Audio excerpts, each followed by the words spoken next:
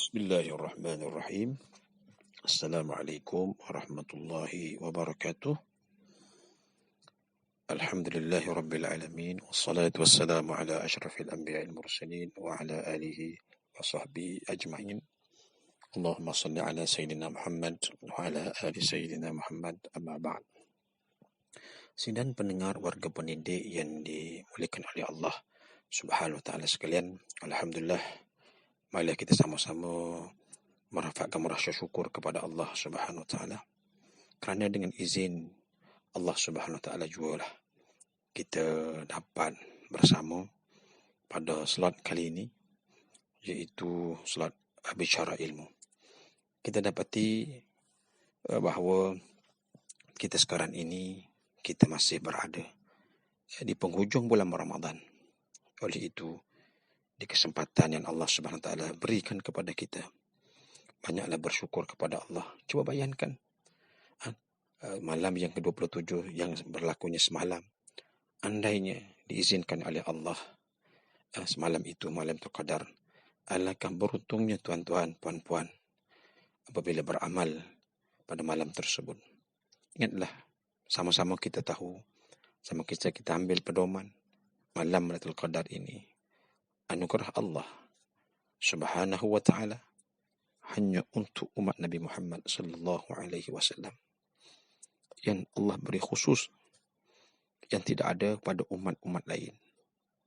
Kalau kita terlepas satu kelebihan yang Allah Subhanahu wa taala berikan kepada kita semua, maka kita adalah orang yang paling merugi di muka bumi Allah Subhanahu wa taala. Ambil peluang ini, kita rebut peluang. Mudah-mudahan apa yang tuan-tuan dan puan-puan lakukan pada malam semalam, iaitu malam yang 27 semalam, apa-apa juga pun amalan kebaikan, mudah-mudahan Allah Subhanahu wa taala menjadikan satu amalan yang berbahagia kita di hari akhirat. Cuba bayangkan, kata alim ulama, satu kebajikan pada malam Lailatul Qadar itu seumpama 30,000 kebajikan pada hari-hari yang lain. Cuba bayangkan, kita nak dapat benda yang beruntung. Tidak ada orang atas muka bumi Allah Subhanahu wa taala tak nak perkara yang menguntungkan mereka. Semua apabila disebut manusia, kita nak untung. Kita tak nak kita jadi orang yang rugi. Kita ambil kesempatan ini, kita tiru bagaimana sahabat-sahabat Rasulullah sallallahu alaihi wasallam. Apabila Rasulullah sallallahu alaihi wasallam berpesan kepada mereka tentang masalah merebut peluang-peluang yang Allah Subhanahu wa taala berikan kepada kita, peluang yang ada pada kita, kita rebut sebaik mungkin. Kita cari dan kita ikhtiar, kita amal sebaik mungkin. Janganlah kita menjadi orang-orang yang selepas pada ini mengaku bersalah dan menyesal. Nasib sudah menjadi bubur, tuan-tuan, puan-puan yang dimuliakan oleh Allah. Mungkinan tahun ini Ramadan yang terakhir untuk kita, dan amalan pada malam Qadar amalan yang terakhir bagi kita. Ingat, Ramadan adalah tetamu yang Allah undang, yang Allah bagikan kepada kita. Jangan lepas peluang ini. Tetamu ini tetamu yang kaya, yang bersama dengannya adalah harta kekayaan akhirat. Segala apa yang dipohon pada malam itu Allah tunaikan. Segala apa ibadat pada malam itu Allah lipat gandakan. Sebab itu kata alim ulama, pada malam khususnya pada 10 terakhir, kalau andai jatuh malam itu Lailatul Qadar, berkesempatan pada malam itu kita mengucap satu kalimah dipanggil al-kalamut thayyib, iaitu la ilaha illallah. Maka ingatlah, walaupun sekadar 3 kali, Allah Subhanahu wa taala akan memberikan kepada kita satu perkara yang cukup besar, bukan sekadar dunia tetapi di hari akhirat. Apakah perkara itu, tuan-tuan, puan-puan yang dimuliakan oleh Allah? Adalah yang pertama, sempat baca 3 kali saja tak apa dah. Kita risau, kita bimbang pada malam-malam Ramadan. Khususnya yang terakhir kita sudah nak hampir tetamu yang terbaik untuk kita datang dengan kekayaannya. Bawa dengan kekayaannya. Apa yang kita nak dia nak bagi. Tetapi kita lepas peluang ini amat-amatlah rugi. Tolonglah. Kita tolong diri kita. InsyaAllah kita sama-sama pada malam ini. InsyaAllah kita sama-sama pada malam-malam selanjutnya sehingga habis kepada Ramadan. InsyaAllah jangan lepas peluang. Apa peluangnya? Sekurang-kurangnya al-kalimatut tayyibah. Kalimah yang baik ini kata ulama, kalimah la ilaha illallah. Pada malam-malam Ramadan, tolonglah kita dijadikan diri kita. Walaupun berat lidah untuk berkata, sebutlah sekurang-kurangnya 3 kali. Kali yang pertama itu, Allah Subhanahu wa ta'ala sudi. Sudi apa? Tuan-tuan yang dimuliakan oleh Allah. Untuk mengampunkan dosa kita. Ingat, ada dosa menyebabkan kita tidak boleh masuk syurga Allah. Hatta yang di dalam syurga berlakunya ada kesilapan-kesilapan boleh keluar daripada syurga. Yang berlaku kepada Abul Bashar, itu Nabi Adam alaihissalam. Berlaku sedikit kesilapan. Kesilapan kepada Nabi Adam alaihissalam. Sebab di dalam syurga tidak ada kesilapan-kesilapan. Tak perlu ada dosa-dosa. Oleh sebab itu kita sama-sama mari melihat siapa yang boleh mengampunkan dosa. Tidak lain malaikat Allah Subhanahu wa ta'ala. Di kesempatan ini, maka banyakkanlah kita. Ada yang suruh beristighfar. Saya nak cerita yang ringkas untuk tuan-tuan dan puan-puan. Kadang-kadang kita ni tak mampu nak beribadat sebaik mungkin. Tetapi kita pilih apa-apa yang dicadangkan oleh ulama. Ulama menyatakan bahawa sekurang-kurangnya pada malam Ramadan, jangan kamu lupa. Kalau andai kata kamu baca 3 kali al-kalimatut tayyibah, iaitu la ilaha illallah. Kali yang pertama itu Allah sudi mengampunkan dosa. Inilah kehebatan malam Al-Qadar. Kalimah tayyibah la ilaha illallah. Tuan-tuan, puan-puan, sempatkah kita baca kalimah illallah pada Ramadan kali ini? Dengan musim Covid ini, kalau kat di masjid, mungkin berjamaah kita boleh buat. Tetapi kat rumah kita buat atau tidak? Kita sama-sama memikirkan. Sama-sama kita lihat. Sama-sama kita tengok. Jangan kita lepas peluang masih ada. InsyaAllah pada malam-malam lain lagi, malam Ramadan, kita tengok. Pertama, diampunkan oleh Allah Subhanahu wa ta'ala. Dan yang kedua, ialah Allah sudi nak memasukkan kita ke dalam syurga. Siapa lagi yang boleh masukkan kita?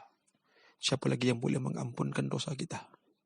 Ayah kita, mak kita. Yang boleh mengampunkan dosa kita ialah Allah. Yang boleh memasukkan kita ke dalam syurga juga oleh Allah. Maka yang ketiga, untuk mendapat keredaan Allah Subhanahu wa ta'ala.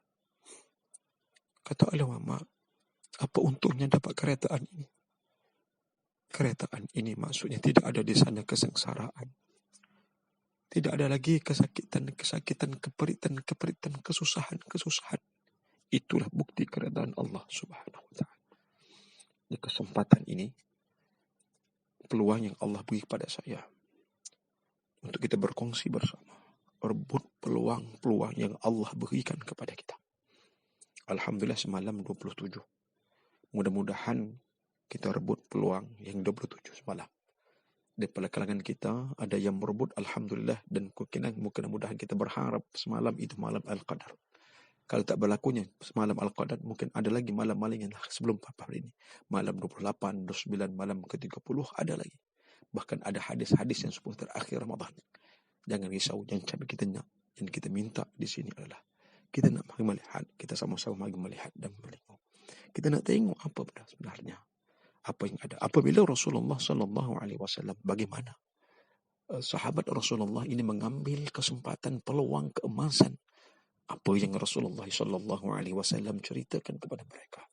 Dalam satu hadis Nabi, Nabi pesan, utlubuha, kamu carilah, kamu tuntutlah Lailatul Qadar itu. Maksudnya tuntut. Mencari Lailatul Qadar itu adalah sunnah Rasulullah. Sunat kita cari. Disinilah yang menyebabkan Sayyidina Umar bin Khattab pernah bertanya kepada sahabat-sahabat beliau pada satu ketika yang pernah diriwayatkan oleh Ibnu Abbas radhiyallahu anhu. Satu ketika sahabat Rasulullah berkumpul, Sayyidina Abu Bakar Siddiq, Sayyidina Umar Khattab pada masa itu menanyakan kepada para sahabat, apakah pandangan kamu tentang Lailatul Qadar? Bilakah masa itu masa Lailatul Qadar? Ditanya para sahabat, kerana apa? Nak cari Lailatul Qadar, karena kebaikan yang tidak boleh diceritakan. Nak merebut peluang yang Allah Subhanahu wa taala berikan kepada kita. Kita sama-sama bagi melihat, ya. Jadi berlakulah satu ketika bagaimana Abu Sayyidina Umar Al-Khattab pada ketika itu menanya kepada sahabat. Pada masa itu ada seorang sahabat Nabi, namanya adalah Ibnu Abbas radhiyallahu anhu. Ibnu Abbas radhiyallahu anhu pada masa itu. Maka kata Abu Bakar, aku pernah mendengar Rasulullah sallallahu alaihi wasallam tentang Lailatul Qadar. Maka yang berbunyi, carilah malam itu pada 10 malam terakhir yang ganjil. Malam yang manakah menurut kamu, wahai sahabat-sahabatku sekalian?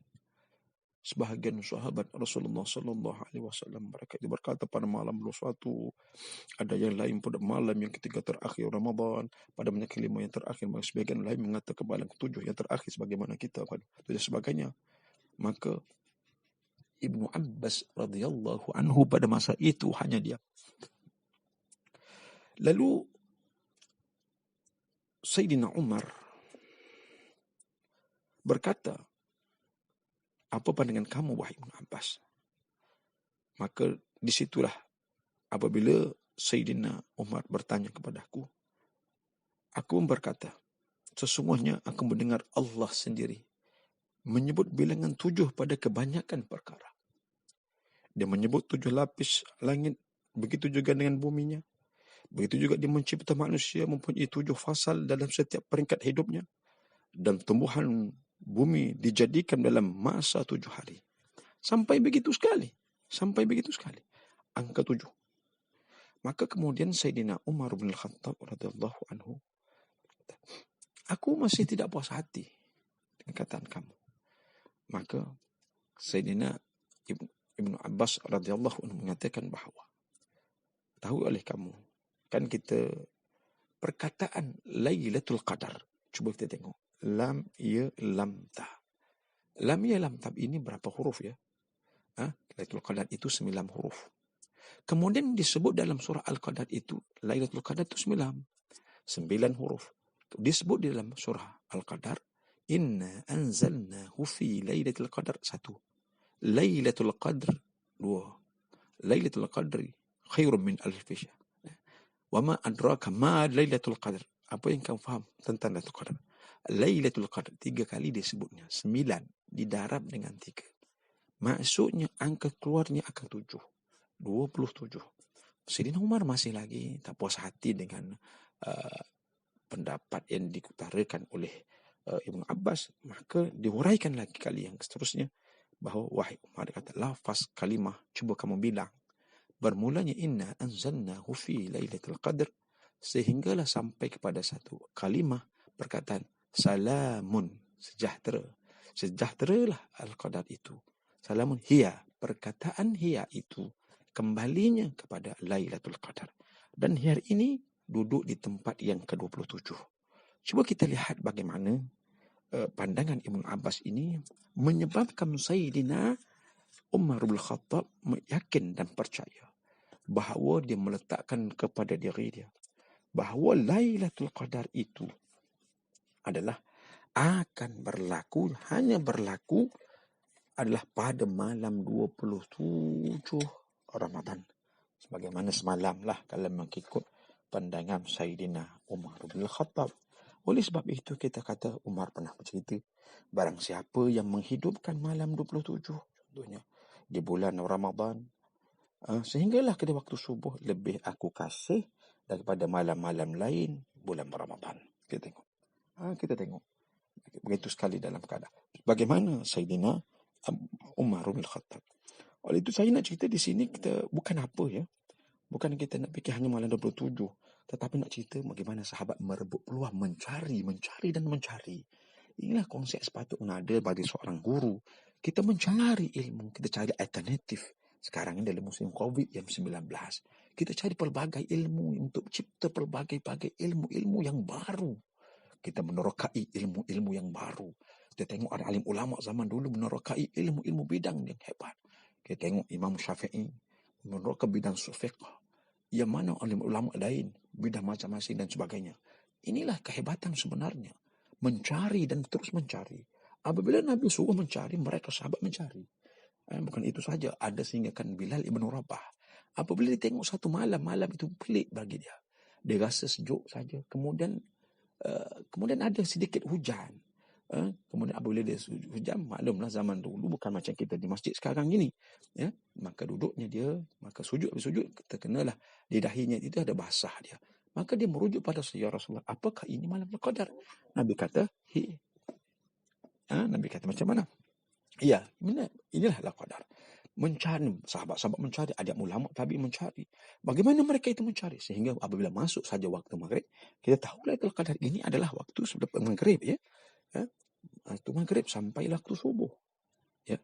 Jadi waktu maghrib, tabi-tabi ini dia kan dia kadang-kadang Lailatul Qadar ini ada alamatnya. Kadang-kadang kita tak jumpa alamat dia.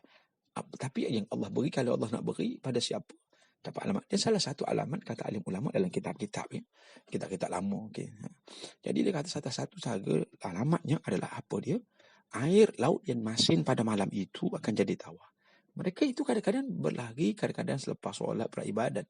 Sambil-sambil beribadat mereka pergi ke mana? Di laut, kadang-kadang tepi naik perahu, kadang-kadang tepi laut, ambil cuba kecap air laut itu. Kalau tawar, terus mereka itu kuat beribadat. Itu antara cubaan-cubaan mencari Lailatul Qadar yang berlaku pada alim ulama kita.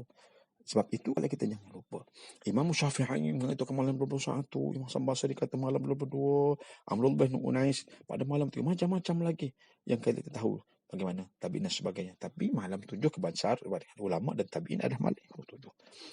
Oleh sebab itu di kesempatan yang Allah Subhanahu Wa Taala berikan kepada kita, kita rebut peluang ini, jangan lepas peluang ini. Masih ada lagi hadapan kita. Masih ada lagi kita. Kalaulah macam contoh pada malam itu, malam dengan siang hari itu malam kelebihan dia. Kata ulama, ibadat siang hari juga tidak kurang hebatnya. Contoh kalau semalam Tuhan kuasa sebagainya, maka kita buat. Jangan kita jadi akan kita antara orang yang paling rugi di muka bumi Allah. Dalam Al-Quran menceritakan kepada kita bagaimana antara golongan orang yang rugi. 3 golongan yang Allah SWT cerita dalam Al-Quran. Ada orang yang untung dan sebagainya. Kita ambil kesempatan untuk mencari orang-orang yang hebat. Iaitu pertama kita tengok golongan yang diceritakan Al-Quran. Golongan yang untung kalinya adalah orang yang mana segera berbuat amal kebajikan. Peluang yang Allah Subhanahu Wa Taala beri dalam bulan Ramadan, dan Ramadan ini bakalnya berlalu dan pergi meninggalkan kita. Kita ambil kesempatan untuk minta doa dengan Allah. Doa di bulan Ramadan ini doa yang Allah Subhanahu Wa Taala tak tolak bagi orang yang berpuasa, khususnya dekat-dekat dengan waktu nak berbuka puasa. Banyakkan berdoa pada masa itu. 5 minit, 10 minit sebelum kita berbuka puasa, kita banyakkan doa kepada Allah Subhanahu Wa Taala. Minta doa pada masa itu. Dengan di setengah riwayat menyatakan, kalaulah aku tahu apa yang ada rahsia kepada setiap kali nak berbuka puasa, doa dia mustajab, pasti aku akan ambil peluang ini. Ilmu ulama-ulama. Jadi kita jangan lepas peluang-peluang yang masih ada di hadapan kita. Itu kata alim. Dalam Quran cerita, orang yang mana suka mendahului, suka berbuat kebajikan, berebut segera berbuat. Orang ini digelar dalam Quran fastabiqul khairat. Orang-orang yang mendahului. Kita ambil kesempatan ini, ya. Kita ambil kesempatan supaya kita ambil rebut kita peluang kita ni. Dalam bulan-bulan puasa kita rebut peluang yang masih ada pada kita ini. Dan yang seterusnya adalah yang kedua, iaitu janganlah kita ini jadi orang yang al-muqtasid. Golongan yang kedua ini golongan yang muqtasid. Golongan yang macam mana muqtasid ini? Ialah orang yang mana buat hanya sekadar acuh saja. Biasa acuh tak acuh sebagai untuk melepaskan batuk di tangga sahaja. Orang ini orang yang rugi sebenarnya. Dan yang ketiga sebenarnya, dan orang yang paling rugi, zalim li nafsih, orang yang tak peduli apa. Masuk Ramadan pun tak jadi masalah. Allah hapuskan dosa ke tak hapuskan dosa ke, orang nak terawih ke tak terawih ke, orang nak lantap dia. Ini orang yang zalim li nafsih, orang yang paling rugi dalam bulan Ramadan. Wal'iyazzubillah, minta jauh pada orang yang begitu, dan kita minta pada Allah Subhanahu Wa Taala di kesempatan yang Allah Subhanahu Wa Taala berikan kepada kita, pada khususnya kita ambil kesempatan ini. Mudah-mudahan Allah Subhanahu Wa Taala, dan saya ingin ingatkan bahawa kelebihan yang Allah Subhanahu Wa Taala bagi kepada Lailatul Qadar ini tidak ada pada umat lain, umat Nabi Muhammad. Jangan lupa kita ini berselawat kepada Rasulullah. Alim ulama kita atur, alim ulama kita mengaturnya. Selepas solat kita ini, kita tahu selawat pada Nabi. Tanpa ada Nabi tidak ada Islam, tanpa ada Nabi tidak ada Al-Quran, tanpa Nabi tidak ada tarawih. Kita akan ingat, maka bersyukurlah dengan adanya Rasulullah. Banyakkan berselawat pada Nabi. 1 kali kamu selawat pada Nabi, 10 kali Allah selawat. Apa 10 kali selawat? Allah sudi mengampunkan dosa-dosa kita. Maka jangan kita lupa ambil kesempatan ini. 27 sudah berlalu semalam. Mungkin ada lagi ruang untuk kita mendapat keredaan Allah Subhanahu Wa Taala. Rebut peluang ini, jadikan orang-orang yang fastabiqul khairat. Mudah-mudahan di kesempatan yang Allah Subhanahu Wa Taala bagikan kepada kita, kita ambil kesempatan. Dan saya nak ucap tahniah kepada orang-orang yang beribadat pada malam 27. Saya ucap tahniah kepada mereka sudi beribadat pada malam 7. Coba bayangkan di mana-mana di Bosti, negara-negara Arab, malam 27, malam itu esok hari di Musti, kadang mereka itu cuti. Setengah-setengah di Musti cuti kerana nak beribadat pada malam 27. Coba bayangkan pada malam itu turunnya malaikat lebih banyak daripada batu-batu di muka bumi. Malaikat ni kan dia sebuah, dia kata ulama, satu manusia 9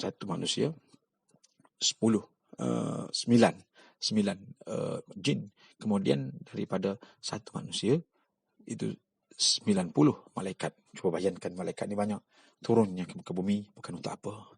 Untuk mendoakan supaya kita diampunkan dosa oleh Allah, supaya hajat kita diterima oleh Allah. Khusus pada malam itu malaikat Jibril menyampaikan apa dia? Nak menyampaikan salam Allah. Rasulullah sudah tidak ada, tapi adanya malaikat Jibril alaihi salam.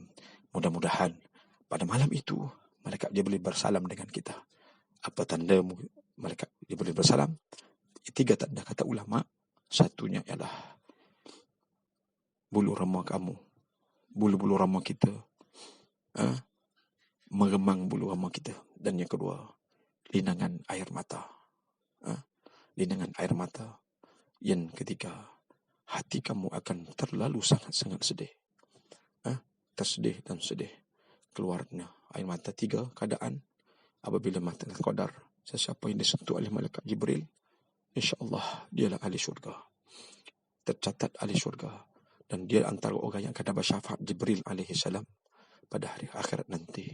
Dan orang ini insya-Allah, mudah-mudahan antara kita ada, mudah-mudahan kita sama-sama mendoakan dengan kehadiran Ramadan ini, dosa-dosa kita diampunkan oleh Allah, amalan-amalan kita ditingkatkan oleh Allah Subhanahu Wa Taala, derajat mendapat syurga Firdaus bersama dengan Rasulullah sallallahu alaihi wasallam, para nabi dan para syuhada.